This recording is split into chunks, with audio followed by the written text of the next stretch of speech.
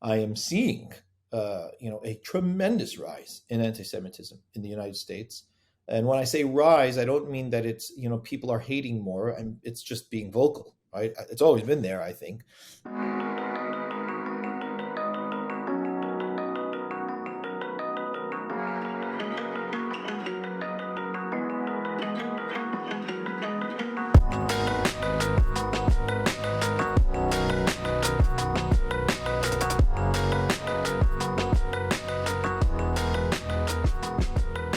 My guest today is Rabbi Joseph Dweck, the Senior Rabbi of the S&P Sephardi Community of the United Kingdom. Rabbi Dweck, thanks so much for joining us. How are you doing? It's a pleasure, Ellie. Thank you for having me. I'm well.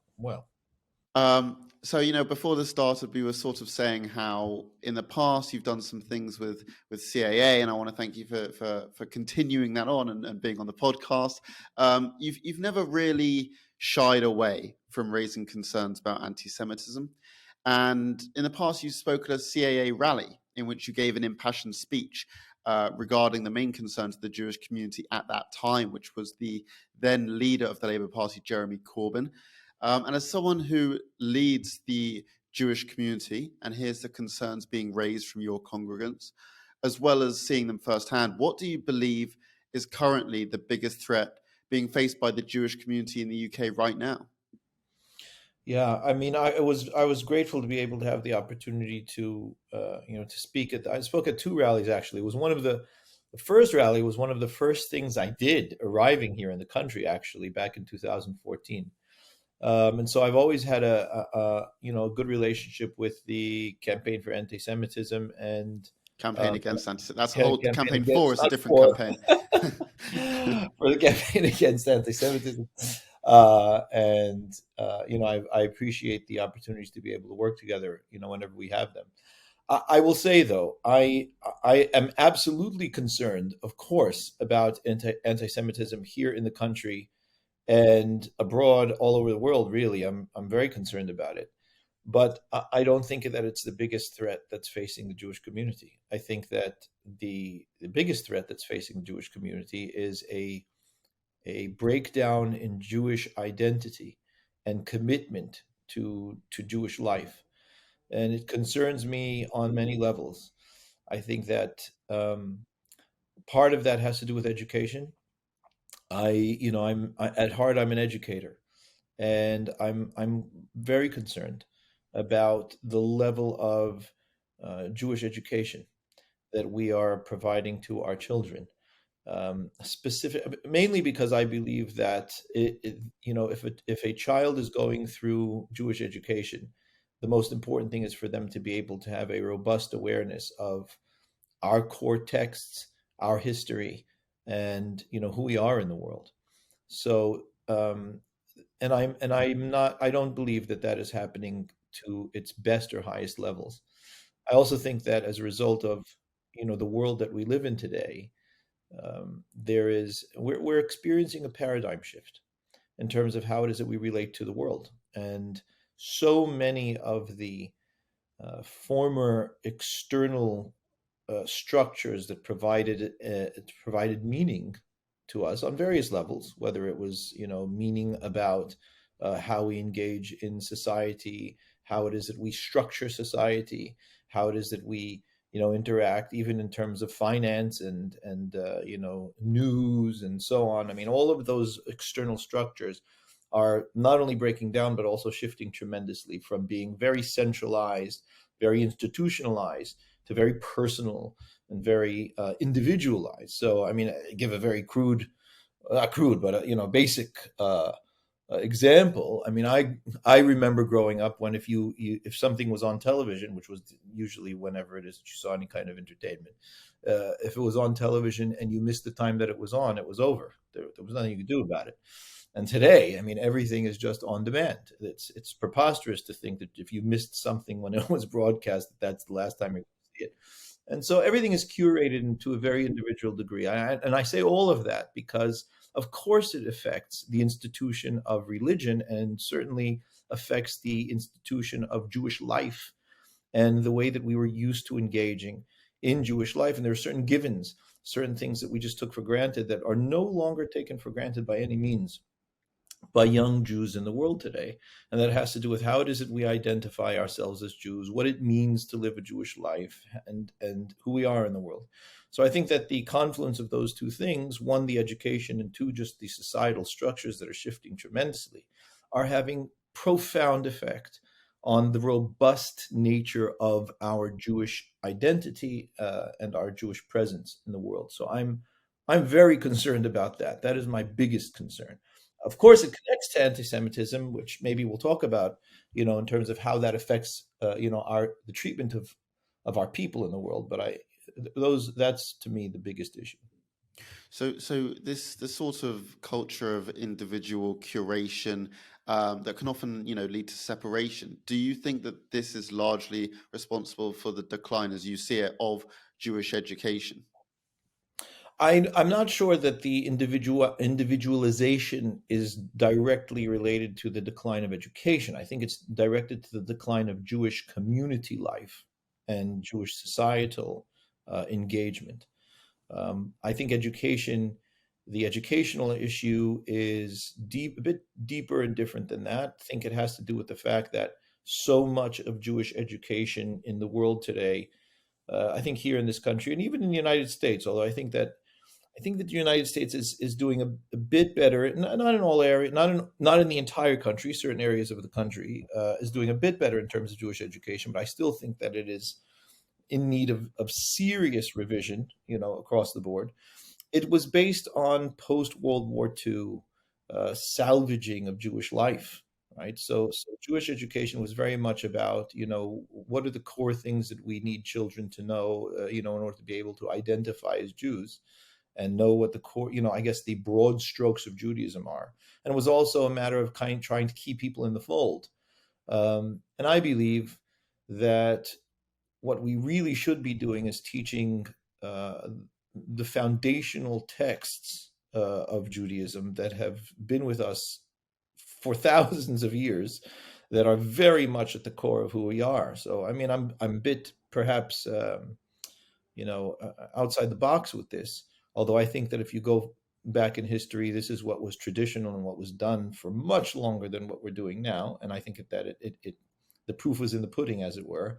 I think we should be teaching the full Jewish Bible. I think we should be teaching, robust, curriculums of liturgy to kids. And people think, well, I mean, it depends on, what level of observance the families are and so on. And I don't think it has anything to do with the level of observance of a family. I think if you're a Jew, the Jewish Bible is at the core of who you are. Whether you choose to follow it, not follow it, what you do with it afterwards, that's your choice, but it's something that belongs to every single Jew. It's the birthright of every single Jew, and it is not only the core of all of our thought and engagement in the world. It has been profoundly influential on the world at large in terms of morals and ethics and how it is that the West, at least, thinks about life and morality. So to me, that's an example of something that isn't happening that I think would make a very big difference if we were to commit to doing something like that. Well, look, you say you're an educator at heart, and it's very clear to see that you're very passionate about this issue. And earlier this year, CAA organized a series of educational presentations at the Jewish Secondary School, JFS, in which prominent figures, of which you were one, spoke to groups of sixth form students on different topics. And you spoke about how one means of combating anti-Semitism is through the assertion of Jewish pride. What does this look like to you? And why do you think this thing of Jewish pride is such an important message for young Jews? Yeah, so there are two parts to that for me. One is psychological, and that is, I genuinely believe that for any individual, the more proud one is of who one is, the taller one stands, so to speak, the more confident one is to be who one is in the world. And that makes a huge difference in terms of how it is that we engage in the world. So, they say when you're walking alone at night, walk tall, walk confident.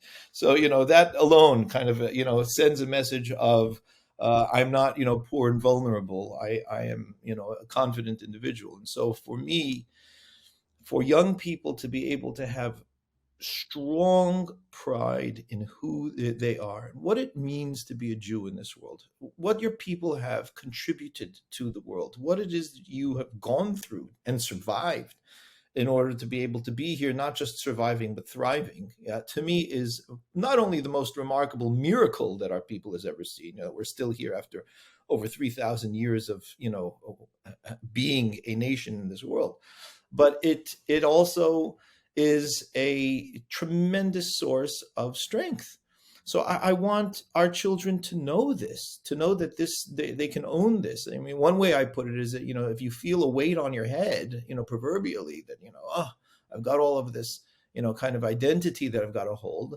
It's a crown that's on your head that is giving you that weight. And many, many people have sacrificed a great deal in order to be able to allow you to be able to wear that. So I think that the one thing is to be able to walk tall and to be proud and strong about who it is that we are in the world now. And I absolutely think that makes a difference in terms of how it is that we engage and the signal that we kind of send into the world, which I do think would affect and does affect anti-Semitism.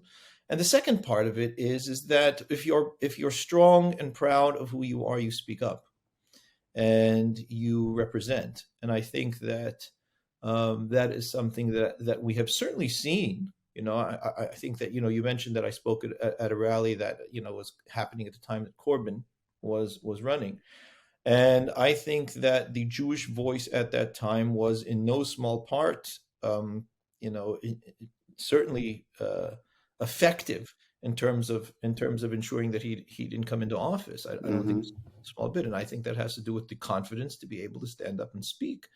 So I think that for young people, it is important for them to be able to not feel every time that they go outside that they need to hide this aspect of their identity, and that it will further encourage young people and generations coming to be able to represent the Jewish people and to speak in favor and strength for the Jewish people, and to be able to not accept and have absolutely zero tolerance for any kind of anti-Semitism or anti-Semitic sentiment that's out there for us. If someone wants to have this Jewish pride, and they're seeing anti-Semitism online and maybe in the streets at rallies or whatever, how can they build this confidence in themselves? Yeah. So I think it comes back to two things. I think it certainly comes back to education, and it comes back to an awareness of history, which one could also say is part of education.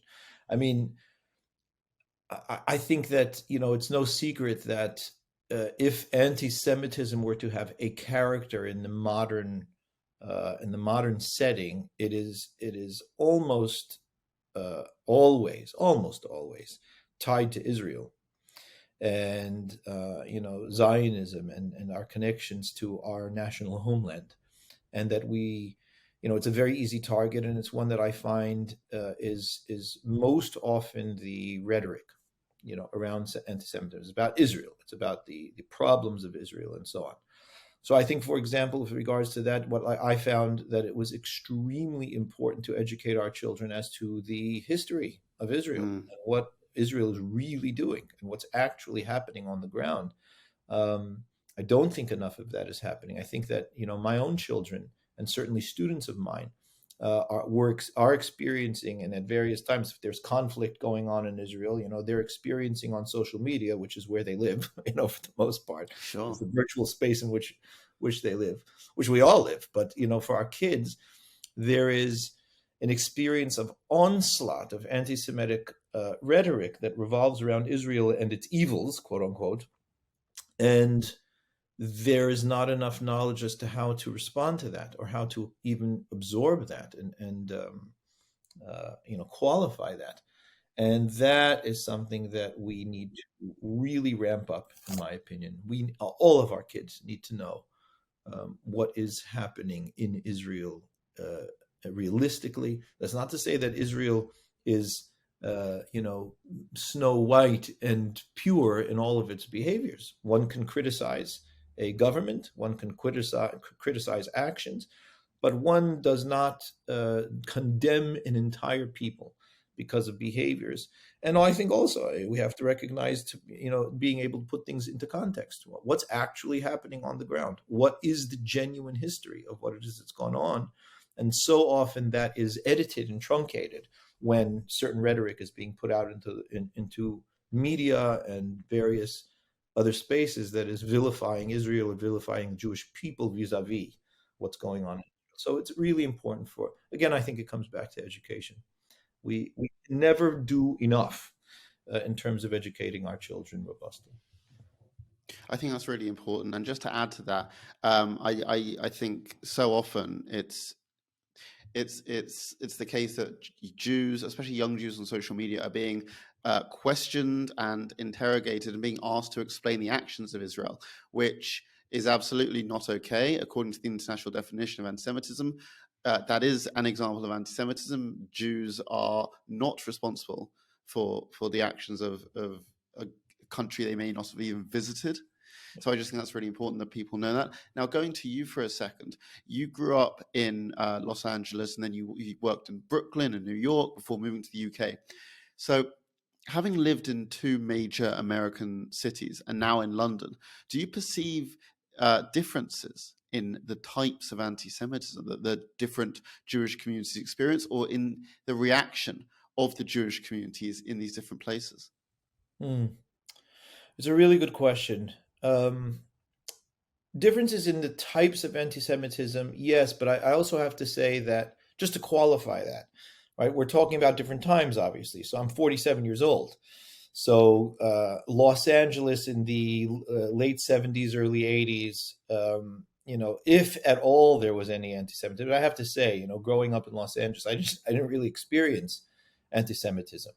And Los Angeles is not a place that has the history of Jews suffering very much there. So there might be kind of thuggery of sorts of teenagers using seeing a bunch of kids with yarmulkes on and kind of shouting slurs here and there. But outside of that, I didn't really experience a great deal of anti-Semitism in Los Angeles. That's not to say, interestingly, that we were not self-conscious about our Judaism in public.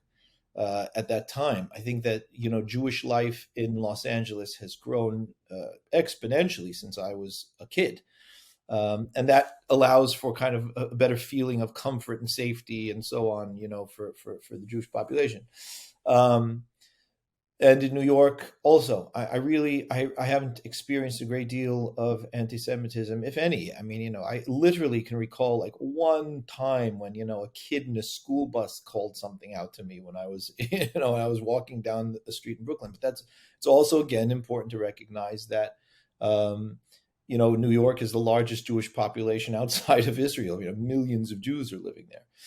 So in terms of types of anti-Semitism, again, I think here in London, I will say there is a large Muslim population. I have very good relationships with imams in my interfaith work and Muslim people, and I don't at all say this in terms of all Muslim people at all. But I think because of the very large Muslim population here, there are elements within the population that are very anti-Israel, which is understandable, anti-Zionistic. And so it again, like I said, the anti-Semitism here has very much a anti-Zionistic color, which to me, I think is what's going on in the world at large. But when I'm looking at my own experiences in the United States, I didn't feel that very much when I was there. I feel that more here. But at the same time, I am seeing a tremendous rise in anti-Semitism in the United States. And when I say rise, I don't mean that it's, people are hating more, and it's just being vocal, right? It's always been there, I think. It's just that it's given some license to be able to be more vocal, to be able to be more present and violent, for that matter. So I have always been worried about the profound and strong anti-Semitism that goes on in universities, both in this country and in the United States of America. It is, beyond any. It's just terrible. It's terrible. And I'm very concerned about university students experiencing that. But there's rise in anti-Semitic behavior and action and violence in the world. And so, when I first got here, Americans were telling me, "Are you sure you want to stay there? I mean, look at the anti-Semitism that's going on over there." And there was all these terrible incidents going on in America, including university life. And I just say back to them, I said, "Look, we're all in this.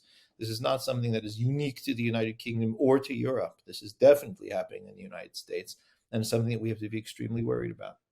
Sure. I mean, just to name a few instances in the United States, there have been in the past few years, there's white supremacist shootings in synagogues. There's a black Israelite shooting in a Jewish grocery store. There's the Islamist hostage incident in Colleyville, and not to mention the persistent attacks on Hasidic Jews. What is it like for you as an American expat watching these from abroad now as they unfold? It's concerning to me in general. It's concerning to me that if these things are happening in the United States and they're happening in areas which otherwise were relatively quiet and tranquil for Jewish people, that there is definitely a feeling in the world, I don't think just in the United States, but certainly, it's happening there, that violence, hate speech against Jews is becoming more quote unquote acceptable. Yeah, there is a stronger feeling of kind of allowance for people to be able to do this and not have repercussion. So that really worries me. It really worries me watching these things. It's something that I think is a global problem, not just an issue in specific regions. Look, I mean, anti-Semitism is not rampant in every country of the world, right? I think it's important to recognize that as well. But there are significant places in which Jews are living that it is becoming a real worrisome problem. And so that concerns me. Concerns me to see that in the United States and where we weren't seeing it at that level previously. Yeah, it is concerning. I want to go on to you for a second. I want to ask about your background. Your family is of Syrian descent, and not many people are familiar with Syrian Jewish customs and traditions. How would you describe the Syrian Jewish community? Oh, the Syrian community it's a remarkable community. Because the majority of I come from my family comes from a city. It comes from Aleppo, a city in Syria, which is very well known for having had a Jewish population for 1,000 years. I mean, it's very, very strong Jewish life. Unfortunately, the city's not even really standing anymore. But it's a remarkable community because so many of the Jews that left Aleppo did not leave Aleppo because of persecution. Which is different from many of the other Middle Eastern, North African Jews, which were forced to leave, places like Egypt and Iraq and the like because of persecution. Syrian Jews, for the most part, right, left because of economic problems. So Halab or Aleppo was a port city, and all of the commerce and business in that city had to do with the shipping and the commodity trade. And when the Suez Canal opened, it kind of collapsed as a result of that because people weren't coming to Halab in the way that they were, and so there was tremendous poverty. So Jews started to explore other horizons outside of Aleppo as early as 1901. So 1900 to 1920 and 30, Jews were leaving Aleppo en masse, and they went to places like Mexico City and various other places in South America, came to New York, Panama. And so my family is from the New York kind of settlement. Now there's probably, it's estimated at about 50,000 Syrian Jews in New York. And it is remarkable because they left for a financial reason. They have a tremendous business acumen, right? So business is entrepreneurship is very much a part of the fabric of Syrian Jewish life. So it's very much part of the psyche. But it's also a very close-knit community. So I mean, I know no other community in the world like it that is as integrated and connected as the Syrian community. So they have remarkable. I mean, there's a synagogue on every corner. There is institutions that are that support the community, and the community is extremely supportive of its members. Yeah, so there. So I think that that's a tremendous positive because people feel held and supported, and they're part of something. They belong to something that's very, very meaningful. There are always detracting elements. When you have a communal life that is so robust, it will always affect the individuality of its members, right? There's a limit to the expression of individuality in a community that thrives on its communal strength. So I think that that's something that some people struggle with, in the Syrian community, to be able to find their individual voice and their individual expression when being a community member is so important in order for the community to thrive. But it is a community that is extremely strong Jewishly.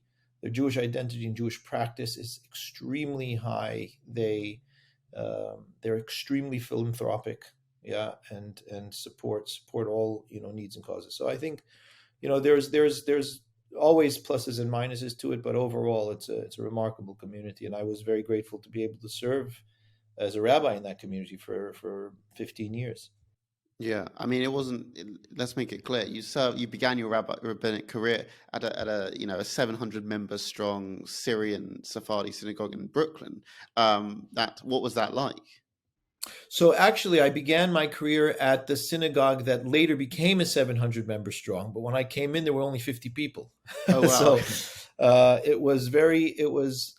it was an amazing experience. I was only 24 when I started, and I was grateful to start at a synagogue that started with 50 members, and later grew, thankfully to having over 700 members. Because at 24 years old, although one may have a good deal of scholarship that is, that kind of allows one to be a rabbi, there's still a lot of growing up to do. At 24, I always say, the prefrontal cortex is just kind of finishing its development at 24 years old.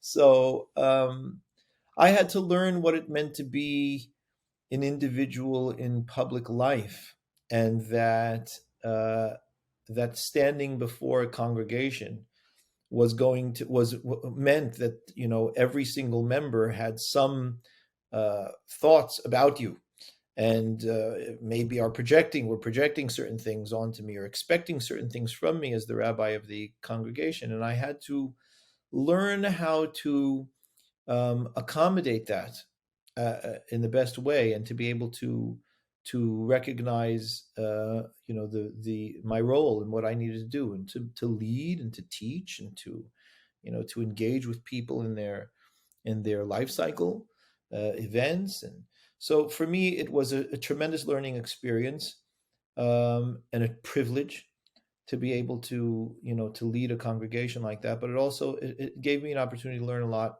to make some lifelong friends in that place, and to be able to have a relationship with a community that is very dear to my heart.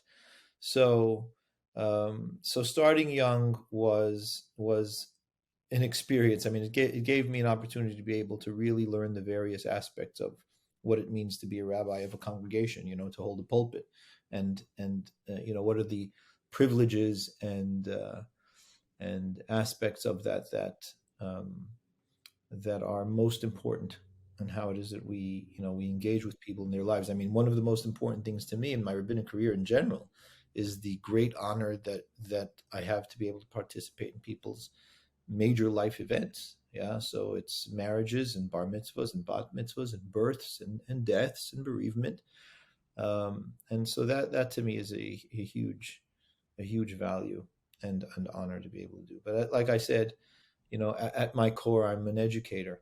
And so, my involvement with community is very much oriented to education and teaching, and then find the various different ways in which, we can do that. because I Yeah. do think, like I said, it's at the core of Jewish life. Mm. And you've educated and you worked with so many Jewish communities. You've been in Brooklyn. Now you're in London, and you are the senior rabbi of the S&P Sephardi Community of the United Kingdom. What does that role entail, and what qualities are needed in order to serve the community? Well, I have to say, I mean, being the senior rabbi of the S&P community is one of the great honors of my life. This community is over 360 years old. They are the oldest community in this country, and that means that almost every institution in this country, that kind of marks Jewish life and Jewish participation in this country, was either started by members of my community, or we certainly sit at the table. And so, for me, it involves, for me, just to be able to be part of this community, to be able to help lead this community is a tremendous honor. What that entails, I mean, we have several congregations. We have a Beth Din, a rabbinic court. We have a kashrut authority.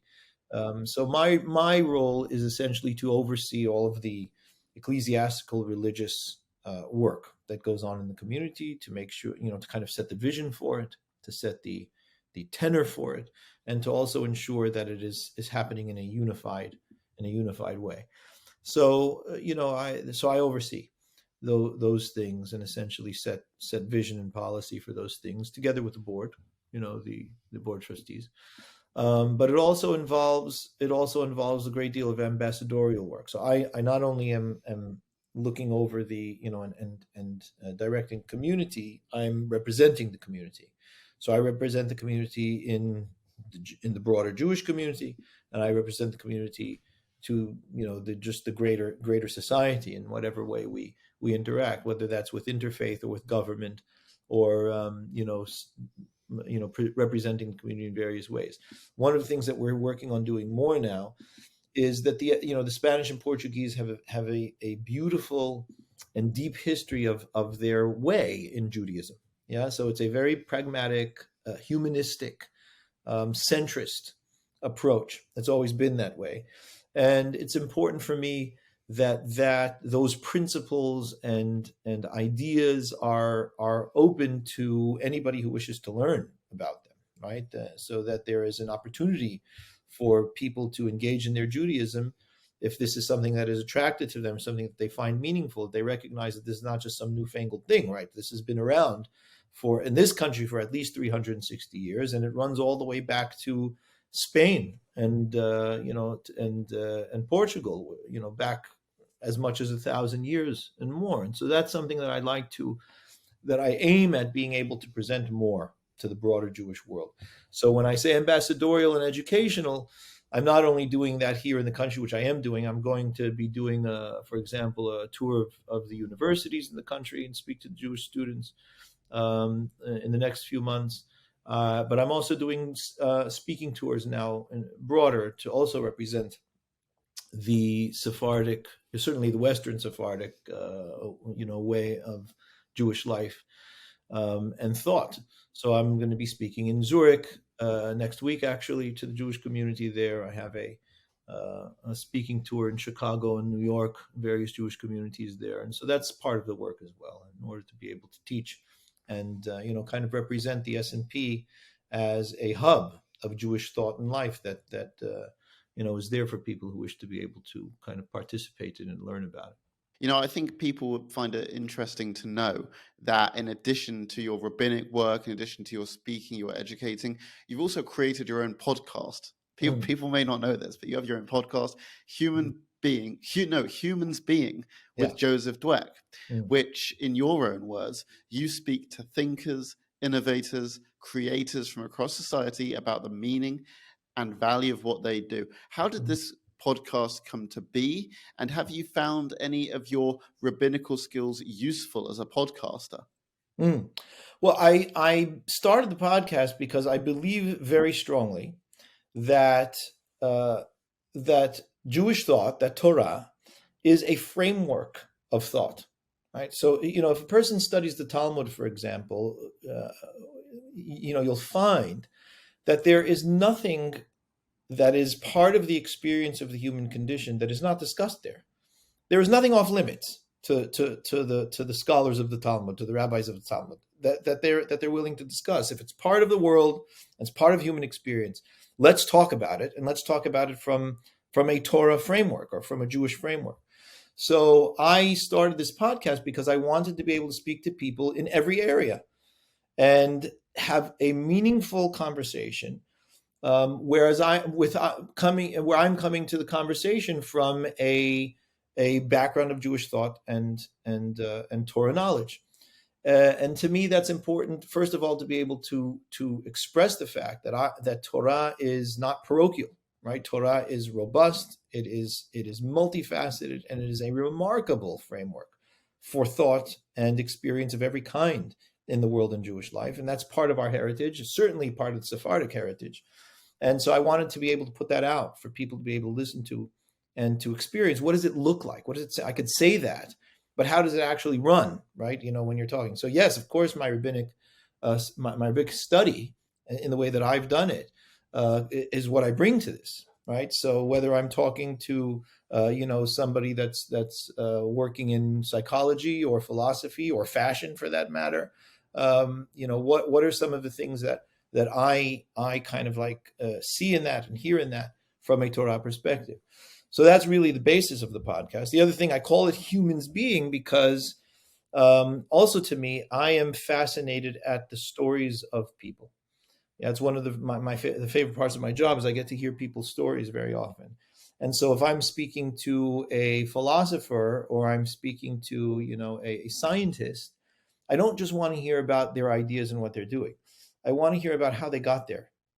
And one of the reasons for that is because we are all human beings and we are working on being, and so to hear the stories of people and how it is that they got to what it is that they're doing, why they decided to dedicate their lives to this work or this element or this area is also for me something that is religiously oriented. And I don't mean that, I mean that genuinely in the sense of the spiritual, even theological aspect, right? To me, this is part of creation. I mean, this is just the diversity and beauty of creation, and to be able to speak to all of these different people and hear all of their different stories and how it is they are engaging in what makes our world, right? With all of its diversity and beauty.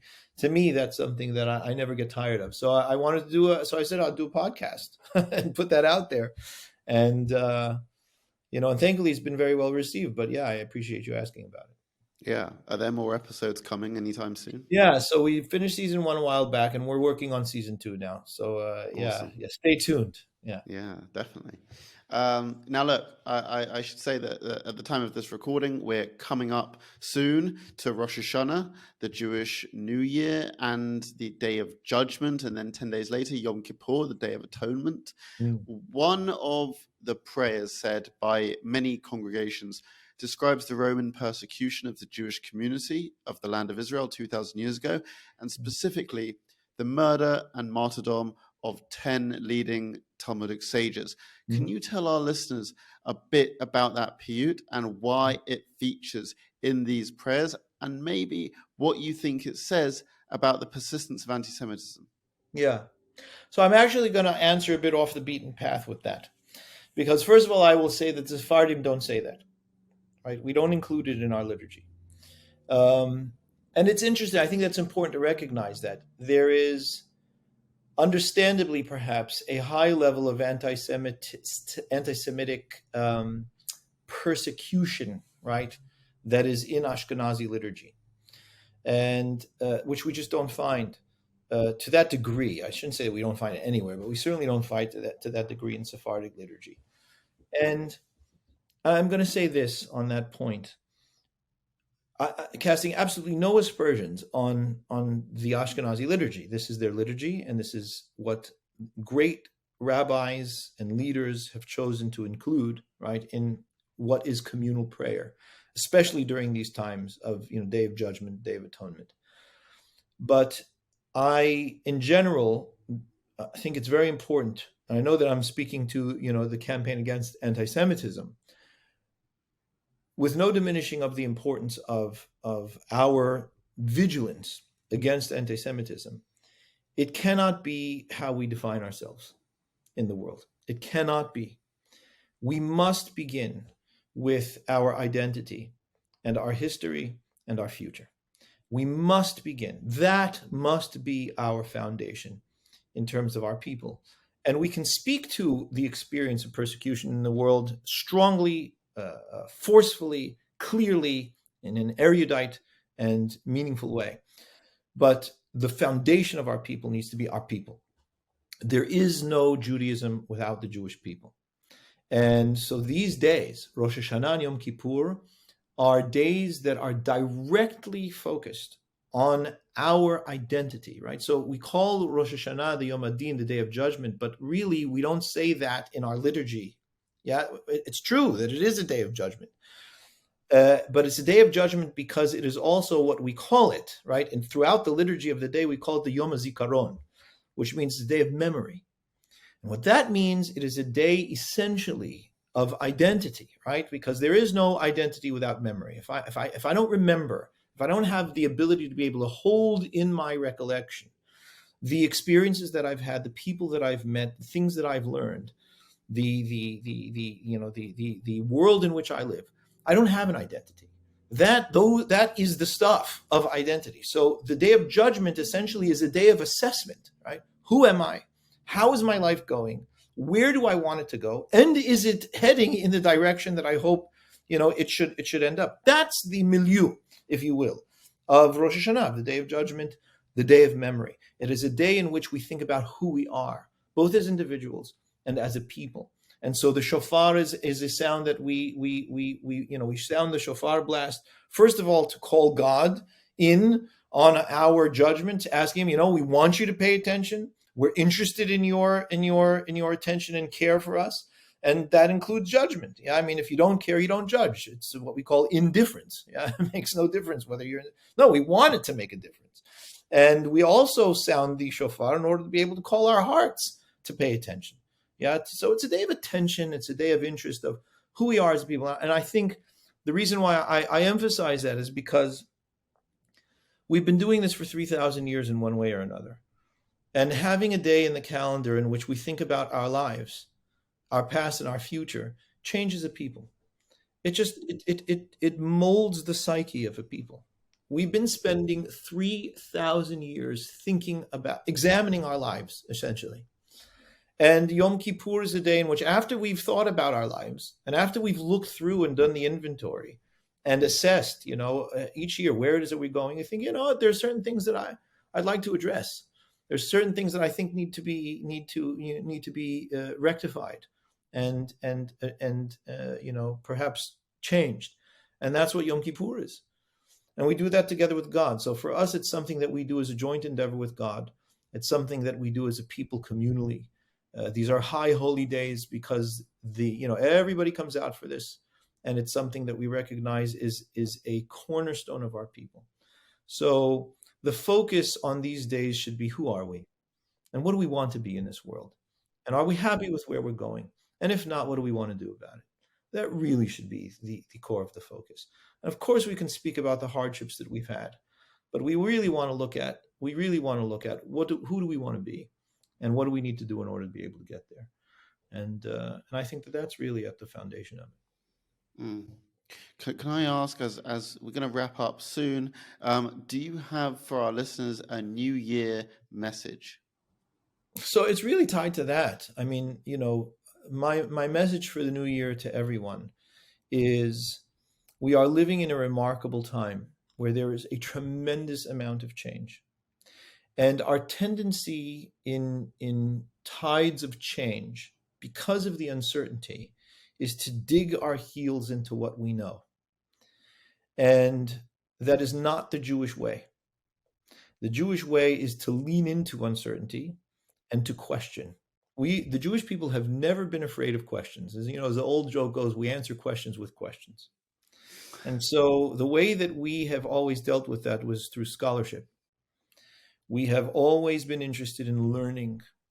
And so my message to everyone is that although we may all feel a bit unstable in terms of where the world is and where it is that it's going, Our people have survived for thousands of years, and we thrive, and we will continue to. But the way that we have done it is twofold. One, we have trusted in God. We have believed that he will bring the world to where it is that it needs to go. And even though we don't know where he's taking it and what's happening, we had trust and faith. That was one thing that we never relinquished. And that's why, our national anthem is Hatikva, right? It's the hope. Yeah, it just runs us through all of time. And the second is scholarship. We've learned. We have never been afraid of learning something new, of discovering something that we haven't known before, of doing things differently, of being able to sense and understand ways that we had not yet previously experienced or known. Those two things, learning, the openness to novel experience and understanding, and hope and faith in God's movement of the world, those two things are cardinal elements of the Jewish people. And it's something that we need to redouble our commitment to at the opening of the new year. I think that's beautiful. Rabbi Dweck, I'm going to ask you a question which I ask all of our guests, which is, if someone approaches you and says they want to help in the fight against anti-Semitism, and they may not know that much, and they may not even be Jewish, where do you advise that they start? Well, I think that, again, I believe that they should start in educating themselves. Learn about the Jewish people, learn about Israel, educate yourself on the facts. I think the campaign against anti-Semitism is a wonderful organization that is helping that endeavor and that fight. So there's resource there. Take advantage of resource. But it's get educated. Know what is actually happening. And knowledge, as they say, as the old cliche goes, is power. And that helps us be able to fight. Definitely. Rabbi Dweck, before we go, what projects do you have coming up and where can people find you? Oh, thank you for asking. You can find all of my projects and work at my website, which is seniorrabbi.com. And so, I'm on social media and YouTube, and I'm doing speaking engagements and classes and things like that. So, and what they can, if they go to the website, seniorrabbi.com, they can follow a link to become part of a WhatsApp group that will update on all the classes that I'm giving and all the projects that I'm doing. So the best place to go is the website, and they can find all of that, all the stuff there. Awesome. Rabbi Dweck, thank you so much for appearing on Podcast Against Antisemitism. Really appreciate it. Thank you, Elliot. It's been a pleasure. Thank you for having me.